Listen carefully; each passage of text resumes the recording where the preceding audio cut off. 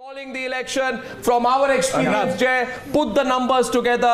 The NDA has won the election of 2014. BJP and the BJP. Bharatiya Janata party या BJP में आज के time पर 180 करोड़ मेंबर्स है और इसलिए ये सिर्फ इंडिया की नहीं बल्कि पूरी दुनिया की सबसे बड़ी पॉलिटिकल पार्टी है। इंडिया में अगर आपको इलेक्शन जीत कर अपनी गवर्नमेंट फॉर्म करनी है तो उसके लिए आपको लोकसभा में 272 सीट्स पर जीतना होता है। लेकिन 2019 में जब बीजेपी जीती थी तब उन्होंने 303 सीट जीती थी लोकसभा में। लेकिन 1984 के इलेक्शंस में बीजेपी ने सिर्फ 2 सीट जीती थी। तो कैसे ये पार्टी जो एक टाइम पर सिर्फ 2 सीट जीत कर आई थी, उसने इंडिया की 100 से भी ज्यादा साल पुरानी एक पॉलिटिकल पार्टी को हराकर इंडियन पॉलिटिक्स में अपना डोमिनेंस क्रिएट किया। अंधेरा छटेगा, सूरज निकलेगा, कमल खिलेगा।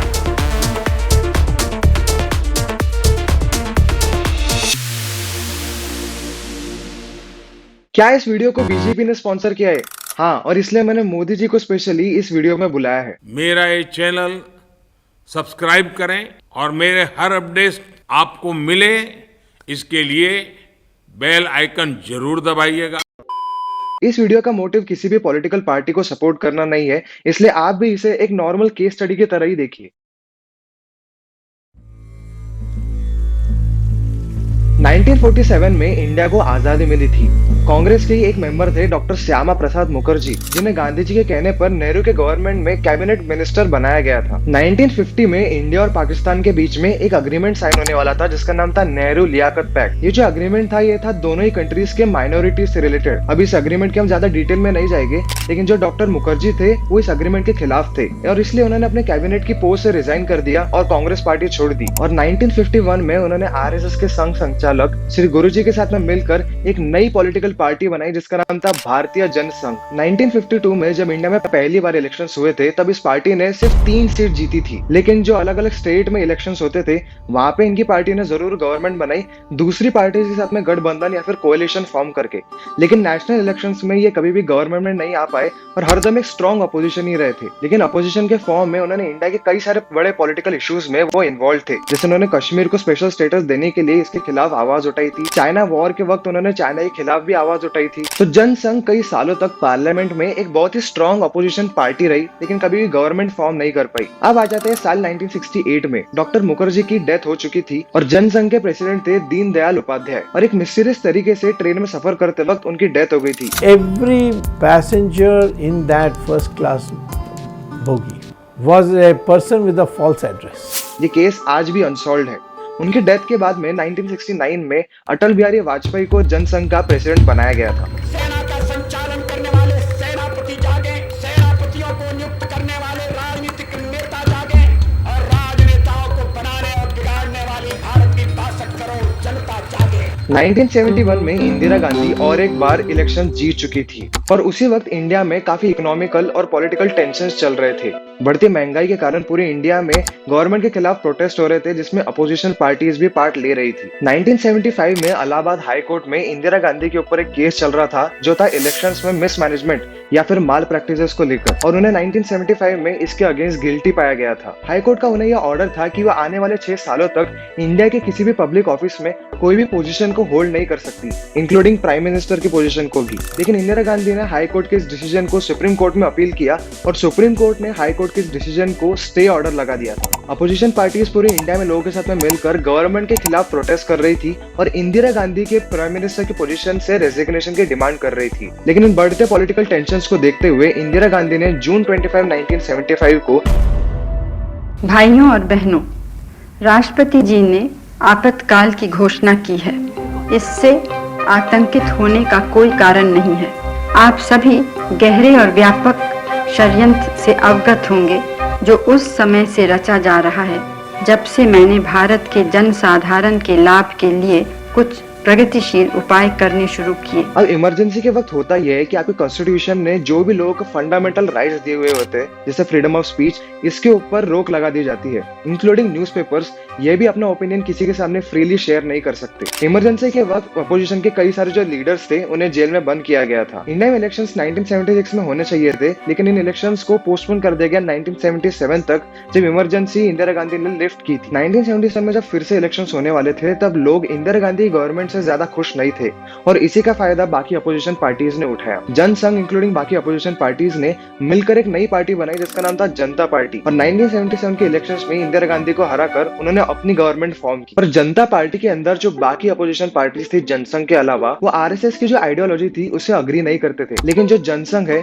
उसकी तो आइडियोलॉजी आरएसएस से ओरिजिनेट होती है। तो जो बाकी अपोजिशन पार्टीज थे जनता पार्टी में, उन्होंने जनसंघ के मेंबर्स के सामने ये ऑप्शन रखा कि या तो वो जनता पार्टी का हिस्सा बन जाए या तो फिर आरएसएस का मेंबर रहते हुए जनता पार्टी को छोड़ दे। तो कुछ जो जनसंघ के मेंबर्स थे उन्होंने आरएसएस को छोड़ दिया और वो जनता पार्टी के मेंबर्स बन गए, लेकिन कुछ लोगों ने जनता पार्टी से रिजाइन करके आरएसएस को चुना। और जो कुछ लोग थे जिन्होंने आरएसएस को चूज किया, उन्होंने अपनी नई पॉलिटिकल पार्टी बनाई जिसका नाम था भारतीय जनता पार्टी। मैं ये भविष्यवाणी करने का साहस करता हूँ, अंधेरा छटेगा, सूरज निकलेगा, कमल खिलेगा। भारतीय जनता पार्टी की शुरुआत 1980 में हुई थी। 1984 में जब इंदिरा गांधी देश की प्राइम मिनिस्टर थी तब उनकी हत्या कर दी गई और इसलिए कुछ टाइम के लिए उनके बेटे राजीव गांधी को देश का प्राइम मिनिस्टर बनाया गया। लेकिन 1984 में फिर से इलेक्शंस हुए। इंदिरा गांधी की डेथ के कारण लोगों की जो सिंपैथी थी वो कांग्रेस पार्टी के साथ में थी और इसलिए राजीव गांधी ने वन साइड इस इलेक्शन को जीत लिया और बीजेपी को सिर्फ 2 सीट्स मिली। राजीव गांधी की जो इमेज थी इंडिया में वो काफी क्लीन थी, उनके ऊपर इससे पहले कोई एलिगेशंस नहीं लगे थे। पर फिर बोफोर्स स्कैंडल सामने आया जो स्वीडन और इंडिया की एक डिफेंस डील के बारे में था और कई ऐसी रिपोर्ट्स आ रही थी जिसके अकॉर्डिंग राजीव गांधी का इस स्कैंडल में इन्वॉल्वमेंट बताया जा रहा था। वीपी सिंह जो इंडिया के तब के डिफेंस मिनिस्टर थे और एक कांग्रेस के लीडर भी थे, तब उन्हें यह पता चला कि राजीव गांधी का इस स्कैंडल के साथ में थोड़ा इन्वॉल्वमेंट है और इसलिए उन्होंने अपनी पोजीशन से रिजाइन कर दिया और कांग्रेस पार्टी को भी छोड़ दिया और उन्होंने अपनी एक नई पॉलिटिकल पार्टी बनाई जिसका नाम था जनता दल। वीपी सिंह की जो जनता दल थी उसने बीजेपी और शिवसेना जैसी कई सारी पॉलिटिकल पार्टी के साथ में अलायंस बनाए और 1989 के इलेक्शंस में कांग्रेस को हरा दिया। वीपी सिंह अब देश के प्राइम मिनिस्टर बन चुके थे और सिंह ने 1990 में ओबीसी कास्ट के जो लोग हैं उन्हें रिजर्वेशन देने का फैसला किया। लेकिन जो बीजेपी पार्टी थी वो हिंदू कम्युनिटी को अपील करती है, इसलिए बीजेपी के तब के प्रेसिडेंट एल.के. आडवाणी ने राम जन्मभूमि मूवमेंट की शुरुआत की,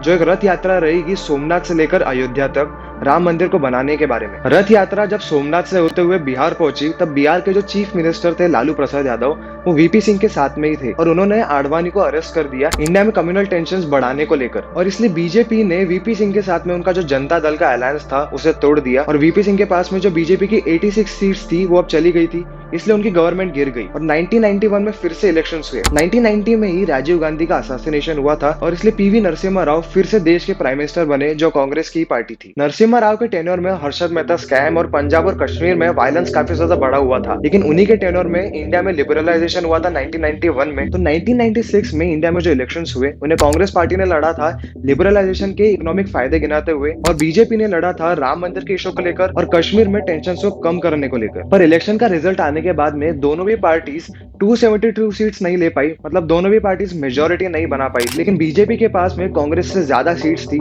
इसलिए प्रेसिडेंट ने अटल बिहारी वाजपेयी को 2 हफ्ते का टाइम दिया कि वो और सीट्स लेकर आ जाए और 272 सीट्स के साथ में अपनी गवर्नमेंट को बनाए, लेकिन वो ऐसा कर नहीं पाए और इसलिए अटल बिहारी वाजपेयी की गवर्नमेंट भी फिर से गिर गई 13 दिन के अंदर। सत्ता का खेल तो चलेगा, सरकारें आएंगी जाएंगी, पार्टियां बनेगी बिगड़ेंगी, मगर ये देश रहना चाहिए, इस देश का लोकतंत्र अमर रहना चाहिए। मैं अपना त्याग पत्र राष्ट्रपति महोदय को देने जा रहा हूँ। जनता दल जिसे बीजेपी ने पहले छोड़ा था, कांग्रेस ने उन्हीं को सपोर्ट देकर फिर से अपनी गवर्नमेंट बनाई जनता दल के प्राइम मिनिस्टर के साथ में। लेकिन 1998 में कांग्रेस ने जनता दल से अपना सपोर्ट वापस ले लिया और उनकी भी गवर्नमेंट गिर गई। फिर अटल बिहारी वाजपेयी ने शिवसेना और बाकी कई पॉलिटिकल पार्टी के साथ मिलकर फिर से इलेक्शंस लड़े और 1998 में बीजेपी ने फिर से अपनी गवर्नमेंट बनाई अटल बिहारी वाजपेयी के साथ में। 1999 में कारगिल वॉर हुआ था जिसे इंडिया ने जीत लिया था, लेकिन इसके कुछ दिनों बाद ही एनडीए का जो अलायंस था, मतलब अटल बिहारी वाजपेयी का जो अलायंस था, उसमें से कुछ पार्टीज ने उन्हें छोड़ दिया और उनकी गवर्नमेंट फिर से 1 साल के अंदर ही गिर गई। I called on the president to submit the resignation of the council of ministers. अब इन पिछले कुछ 3 से 4 सालों में जो बार बार इंडिया की गवर्नमेंट चेंज हो रही थी, इसको लेकर जो पब्लिक थी वो काफी नाखुश थी, लेकिन बीजेपी गवर्नमेंट को लेकर वो काफी इंप्रेस भी थे क्योंकि इंडिया ने कारगिल का वॉर जीता था और पोखरण टेस्ट को लेकर भी इंडिया के लोग काफी इंप्रेस थे बीजेपी पार्टी से। इसलिए 1999 में जब फिर से इलेक्शंस हुए तब अटल बिहारी वाजपेयी ने पूरी मेजोरिटी के साथ में अपनी गवर्नमेंट बनाई।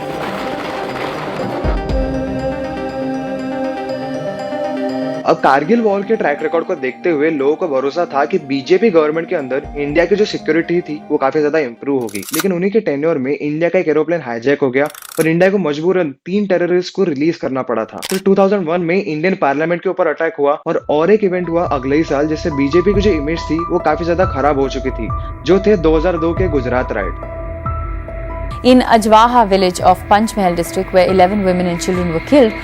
चीफ मिनिस्टर के लिए मेरा एक ही संदेश है कि वो राजधर्म का पालन करें। मुझे विश्वास है कि नरेंद्र भाई यही कर रहे हैं। लेकिन अटल बिहारी वाजपेयी के अंडर इंडिया की जो इकोनॉमी थी वो काफी ज्यादा फ्लरिश करी थी। जैसे उनके टेन्योर में अनएम्प्लॉयमेंट का रेट काफी गिरा था और महंगाई भी ज्यादा बड़ी नहीं थी। लेकिन प्रॉब्लम हुआ उनके 2004 के इलेक्शन कैंपेन के साथ में। कई पॉलिटिकल एक्सपर्ट्स ने ये कहा कि बीजेपी का 2004 इलेक्शंस के लिए जो पॉलिटिकल कैंपेन था वो उनके अचीवमेंट्स को गिना नहीं पाया था। और उससे ही बड़ा इशू ये था कि बीजेपी के जिन पार्टी के साथ में अलायंस थे, जैसे AIADMK या फिर TMC, वो ज्यादा वोट्स ले नहीं पाए थे। लेकिन कांग्रेस के जो बाकी अलायंसेस थे उन्होंने काफी अच्छा परफॉर्म किया था और इसलिए 2004 में फिर से बीजेपी इलेक्शंस हार गई और कांग्रेस एक बार फिर जीत कर आई। 2004 के इलेक्शंस हारने के एक साल बाद ही अटल बिहारी वाजपेयी ने कुछ हेल्थ इश्यूज के कारण अपने पॉलिटिकल करियर से रिटायरमेंट ले लिया और बीजेपी का एक बहुत बड़ा जो फेज था वो अब चला जा चुका था। 2009 में जब इंडिया में इलेक्शंस होने वाले थे तब बीजेपी ने लाल कृष्ण आडवाणी को अपने PM का फेस बनाया था, लेकिन उनकी भी एज हो चुकी थी क्योंकि वो ऑलरेडी 82 ईयर्स के थे और उनके कुछ कॉन्ट्रोवर्शियल स्पीचेस के कारण उनकी इमेज भी थोड़ी खराब हो चुकी थी और इसलिए 2009 के इलेक्शंस वो फिर से हार गए। The NDA's performance must be so very disappointing for you. Certainly, results are not on expected lines.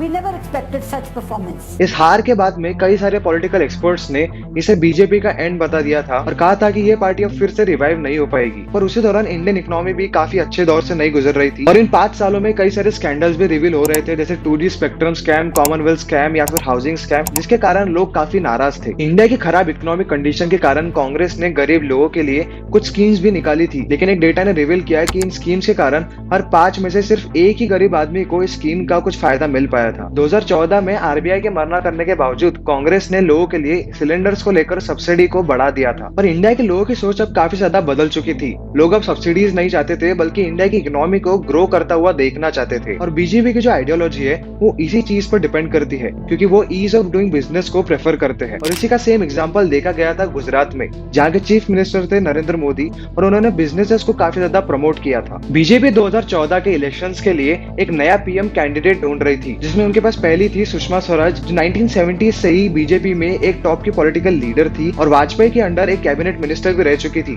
दूसरे थे अरुण जेटली, जो भी एक सीनियर लीडर थे और फिर से वाजपेयी के अंडर एक कैबिनेट मिनिस्टर रह चुके थे। और तीसरे थे गुजरात के चीफ मिनिस्टर नरेंद्र मोदी। और बीजेपी को इन तीनों में से ही चूज करना था कि उनका 2014 इलेक्शंस के लिए कौन उनका PM कैंडिडेट रहने वाला है।